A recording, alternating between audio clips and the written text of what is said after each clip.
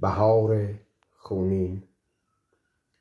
وقتی که بهار با علی گشته عجین، جاری شده خون ز فرق مولا به جبین.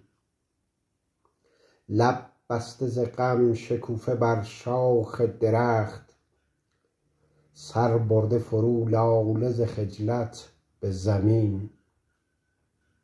وقتی که همه عالم و آدم به فسوس ماتم زده اند و جملگی خانه نشین.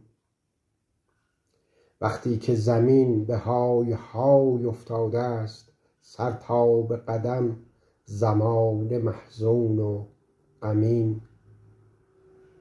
وقتی که تهدمت شد ارکان خدا، جن و ملک از شنیدنش زار و حزین.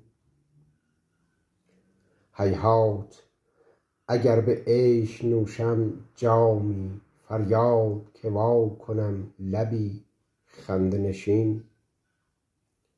بنگر به دلارام که از چشم و ز قلب ریزان شده خون، از آن و هم اشک از این.